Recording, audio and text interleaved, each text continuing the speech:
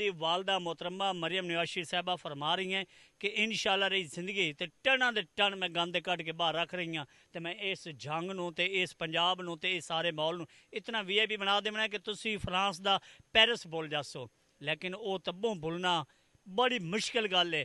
ए जेड़ा गंद है फिलहाल तो साढ़े दिलों तो ये भी नहीं उतरता पिया।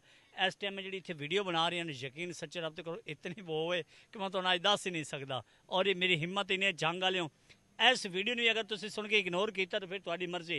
ए पानी भी विखावी, ए सारा पानी विखाई और इस मंडी का माहौल विखाई। और यह मंडी का बैरूनी हिस्सा जिथे रोज़ाना रोज़ाना करोड़ों रुपये कमाए जाते हैं।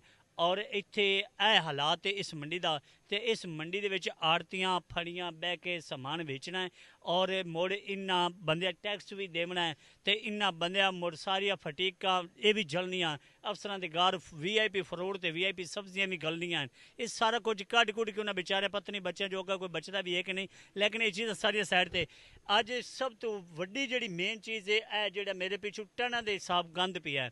वल्ला बा खुदा एक चावना है कौन चेसी तो कदों चेसी। तो मैं इस वास्ते ये रिक्वेस्ट करना कि सर एक चक्कर सफाई वास्ते इतने साफ सुथरे पंजाब का लवाओ ताकि ये चक्कर क्लीयर हो और यह गंद जो फिलफौर खत्म किया जाए। अल्लाह हाफिज़।